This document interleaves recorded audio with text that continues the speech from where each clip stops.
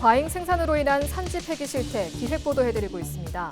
대책 없는 허가에 불법까지 총체적 난국 상황에 빠진 김산업의 대책을 짚어봤습니다. 해상풍력과 국가기관 전력망 특별법이 국회 문턱을 넘었습니다. 허가 절차가 대폭 간소화돼 민간 투자 활성화에 큰 도움이 될 것으로 기대됩니다. 3.1절을 앞두고 집에 태극기 개양하시는 분들 많습니다. 진도군에는 365일 10년 넘게 태극기가 휘날리는 마을이 있습니다. LG 헬로비전이 자체 개발한 빅데이터 시스템을 통해 2월 한 달의 주요 이슈를 살펴봅니다. 이달에는 서경호와 무안공항, 광양제철소가 핵심 키워드로 떠올랐습니다.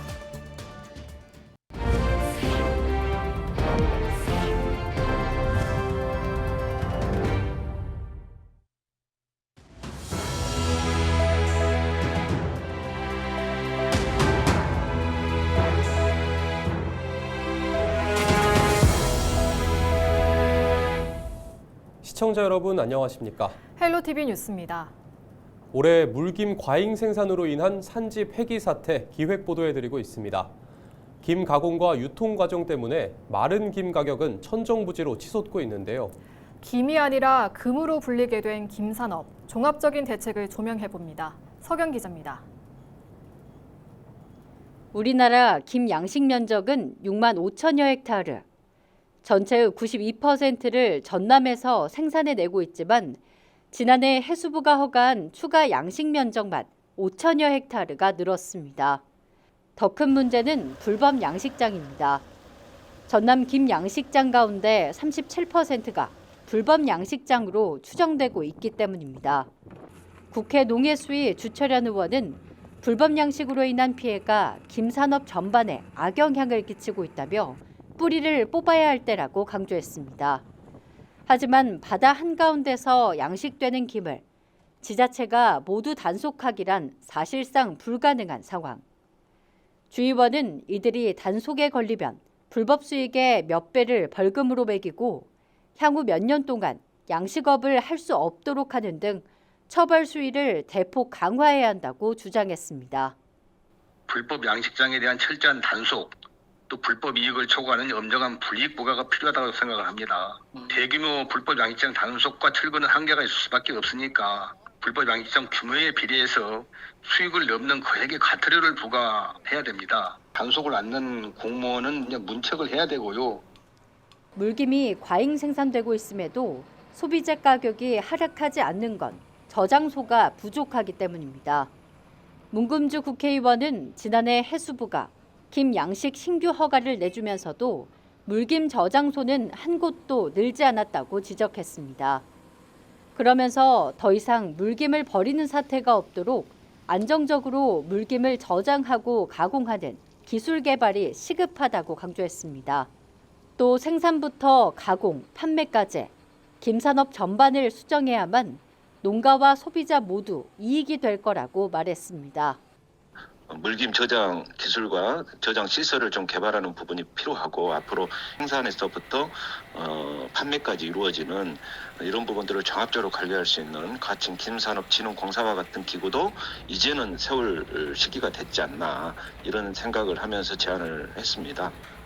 전 세계적으로 인기를 끌면서 가치를 인정받고 있는 김.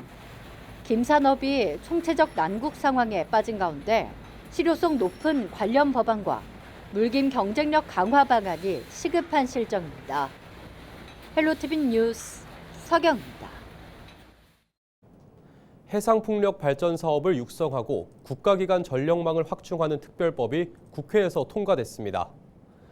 김영록 전남도지사는 해상풍력 발전 보급 촉진 및 산업 육성에 관한 특별법과 국가기관 전력망 확충 특별법이 국회 본회의를 통과한 것에 대해 환영한다는 입장을 밝혔습니다.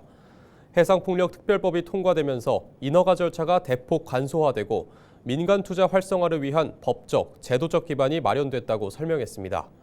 또한 전력망 특별법 통과로 해상풍력과 태양광 등 재생에너지 기반의 에너지 대전환이 더욱 속도를 낼 것으로 기대했습니다. 요즘은 국경이라도 태극기를 건 집은 찾아보기 어려운 것이 현실인데요. 전남 진도군에는 10년째 하루도 빠짐없이 태극기가 휘날리는 마을이 있습니다. 장혜원 기자가 현장에 다녀왔습니다. 전남 진도군 송산마을 50여 명의 주민들이 사는 이곳은 16년째 태극기가 걸려 있습니다. 보시는 것처럼 마을 입구에서 도로 곳곳까지 태극기들이 바람에 펄럭입니다. 송산마을에 걸린 태극기만 100여 개로 주민 수의 2배입니다. 태극기를 매일 관리하는 사람은 마을 주민 박준범 씨. 돌아가신 아버지가 독립운동가의 정신을 기리자는 유언을 남겨 지난 2009년부터 태극기를 달았습니다.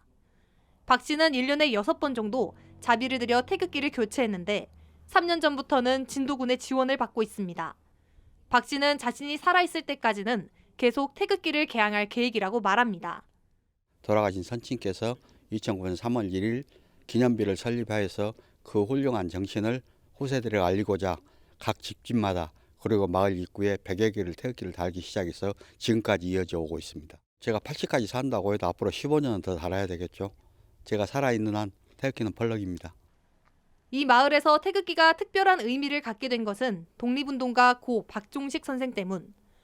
송산마을 출신인 박종식 선생은 1929년 광주 학생 항일운동 당시 목포 상업고와 정명여고에서 학생들에게 태극기를 나눠주고 만세운동을 벌여 6개월간 감옥 생활을 지냈습니다. 박 선생은 민주당 박지원 의원의 부친이기도 합니다. 마을 주민들은 그의 정신을 기리기 위해 자연스럽게 태극기를 개항하기 시작했습니다. 제가 여기 와서 산 지가 15년인데 태극기 마을 하면 다 알고 이 동네에 소속돼 산다는 게 자부심이 생겨요. 나라를 지키기 위해 희생한 선조들의 뜻을 10년 넘게 이어가고 있는 진도 송산마을. 송산마을의 태극기는 오늘도 힘차게 펄럭이고 있습니다. 헬로티비 뉴스 장혜원입니다. LG 헬로비전이 자체 개발한 빅데이터 시스템을 통해 이달의 주요 이슈 살펴보겠습니다. 전남에서는 서경호 침몰 사고와 제주항공 여객기 참사 49제가 열린 무안공항 등에 대한 관심이 높게 나타났습니다. 보도에 송하영 기자입니다. 최근 한 달 동안 주요 언론에 거론된 전남 지역 이슈입니다. 가장 큰 관심사로 22 서경호가 꼽혔습니다. 연관 키워드로는 침몰, 부산, 하백, 실종이 함께 떠올랐습니다. 지난 9일 여수 하백도 해상에서 139톤급 어선 서경호가 돌연 침몰한 뒤 실종자 수색과 수사가 이어지면서 이에 대한 관심이 쏟아진 것으로 풀이됩니다. 조업을 위해 부산에서 출발해 신안 흑산도로 향하던 서경호. 레이더에서 사라진 뒤 승선원 14명 가운데 4명만이 생존했고 나머지 10명은 숨졌거나 실종됐습니다. 수색당국은 민간 잠수부 투입에 나설 해양구조 전문업체를 선정하고 오는 3월 초 선체 내부로 진입하기로 했습니다. 한편 여수해양경찰은 선사 사무실 등을 압수수색하고 사고 원인을 조사하고 있습니다. 또 다른 주요 키워드는 무안공항입니다. 연관 키워드로는 참사, 유족, 49제, 위령제가 언급됐습니다. 지난 15일 무안공항에서는 제주항공 여객기 참사 희생자를 기리는 49제 합동 위령제가 열렸습니다. 유족들은 추모사를 통해 시간이 흘러도 사고 당시 아픔에 벗어나지 못하고 있다며 사고 원인을 반드시 밝혀야 한다고 호소했습니다. 이번 참사 원인을 수사하고 있는 전남경찰은 최근 김희배 제주항공 대표이사를 참고인 신분으로 소환 조사했습니다. 이 밖에도 무안공항 관계자 등을 상대로 조사를 이어가고 있는 가운데 구체적인 사고 원인이 밝혀지기까지 짧게는 6개월, 길게는 3년이 소요될 것으로 전망되고 있습니다. 트럼프 미국 대통령이 수입 철강에 25% 관세를 부과하겠다고 밝히면서 광양제철소에 대한 관심도 높게 나타났습니다. 트럼프와 미국, 철강, 폭탄이 함께 떠올랐습니다. 광양제철소는 자동차나 선박에 쓰이는 철강 제품을 생산해 미국으로 수출하고 있습니다. 그런데 이번 관세 조치로 국내 제품의 가격 경쟁력이 급감할 것으로 예측되는 만큼 포스코는 정부 방침이 나올 때까지 상황을 지켜보겠다는 입장. 광양시도 철강 산업 현황을 점검하고 정부의 산업위기 특별 대응 지역 지정을 건의하기로 했습니다. 우리 정부가 미국을 찾아 철강 관세 조치에 한국이 포함되지 않도록 요청한 가운데 국내 기업들의 피해를 최소화할 수 있을지 관심이 쏠리고 있습니다. 헬로티비 뉴스 송하영입니다.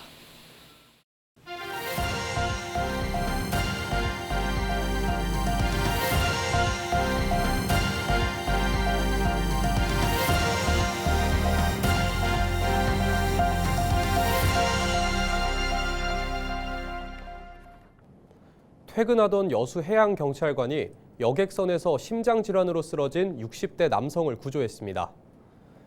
여수 해양경찰 소속 순경 이예림 씨는 2월 28일 오전 10시 50분쯤 거문도에서 여수로 향하던 하멜호에서 쓰러진 A씨를 발견한 뒤 응급처치를 실시했습니다.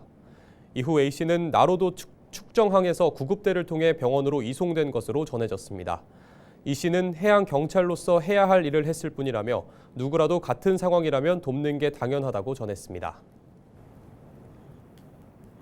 3.1절을 앞두고 특정 지역을 중심으로 나타나는 폭주와 난폭 운전 행위를 경찰이 집중 단속합니다. 전남경찰청은 고개 운전이나 굉음을 유발하는 폭주 행위, 번호판을 가리는 행위, 불법 구조 변경 행위 등을 단속할 방침이라고 밝혔습니다. 또한 한국교통안전공단과 협업해 전조등과 소음기, 조향장치 등을 불법 개조한 행위도 단속한다고 설명했습니다. 교통경찰뿐만 아니라 경찰과 형사, 기동대 등 가용 경력과 장비를 최대한 동원할 계획이며 도주하더라도 채증 자료를 토대로 사후 검거할 방침입니다. 지난해 학생들의 학원 교육비 지출이 4분기 내내 증가한 것으로 나타났습니다. 통계청이 발표한 2024년 연간 가계동향 조사 결과를 확인하면 지난해 학생 학원 교육 지출은 전체 가구의 2.5% 늘어난 것으로 확인됐습니다.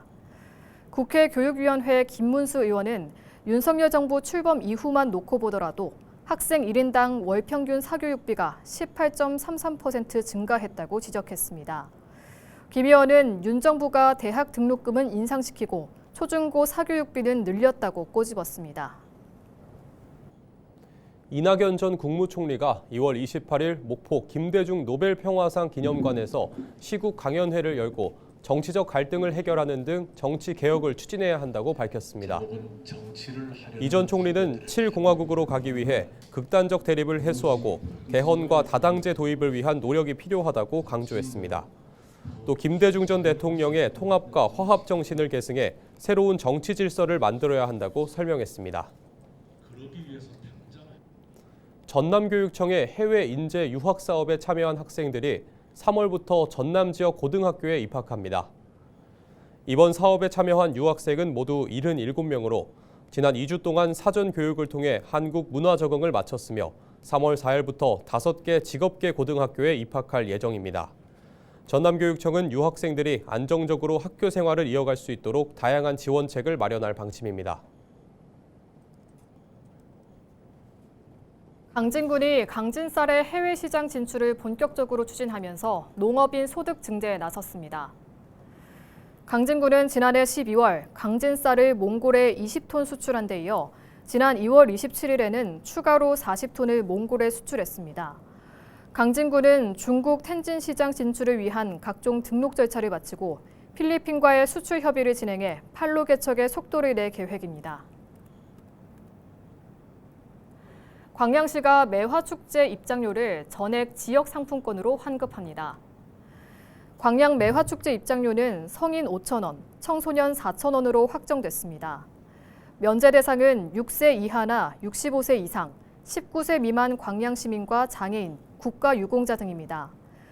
입장권을 구입하면 전액 상품권으로 환급받을 수 있으며 해당 상품권으로는 축제장 내 부스나 다안면 소재 점포, 중마시장 등에서 쓸 수 있습니다.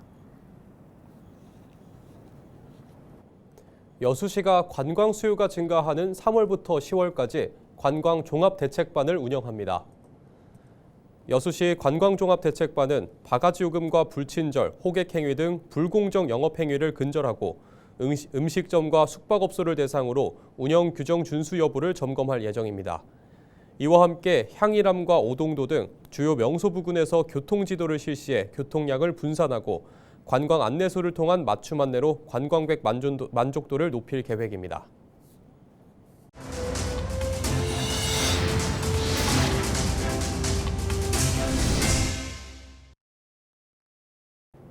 이상으로 뉴스를 마칩니다. 시청해주신 여러분 고맙습니다.